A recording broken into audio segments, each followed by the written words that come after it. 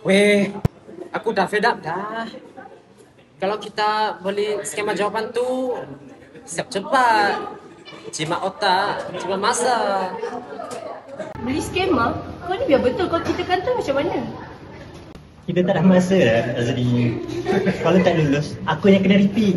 Aku tak sanggup lah. Lagipun semua orang buat benda yang sama kan. Kita je yang ketinggalan.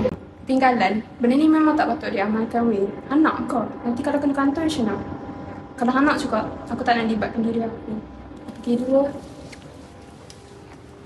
Satu cadangan yang nampak kecil, seperti melangkaui prosedur atau menggunakan orang dalam, boleh jadi permulaan kepada perbuatan rasuah. RM1 seorang saya belanja. Senior sudah siap ikut format doktor. Confirm sama punya. Kalau kau yakin, aku on.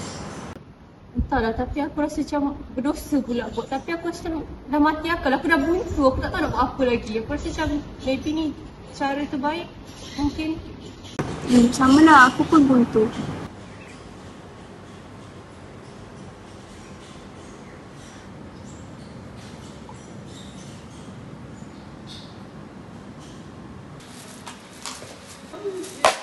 Kenapa jawapan korang semua sama ni? So, ni bukan kebetulan. Siapa nak jelaskan? sebenarnya doktor, kami dapat info yang diorang ni yang jawab sama ni beli skema daripada luar.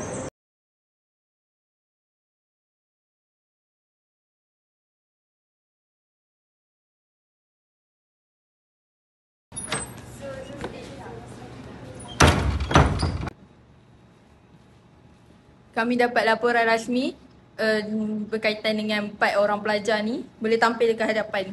Pertama, Kebri, Atif, Alia dan juga Azrin. Orang pun buat benda yang sama. Kenapa kami yang kena pula? Saya ikut je. Lagipun dia yang offer. Saya tak fikir jauh pun. Saya tahu saya salah. Tapi saya fikir untuk lulus. Jadi saya pun takut. Saya ikut je. Saya takut. Saya tak berani nak bantah. Rasuah tidak semestinya dalam bentuk wang.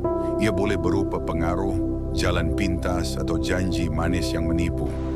Dan apabila kita membenarkan satu kesilapan kecil, ia memberi ruang kepada lebih banyak kesalahan untuk bertapak. Ia merosakkan diri, masyarakat dan negara.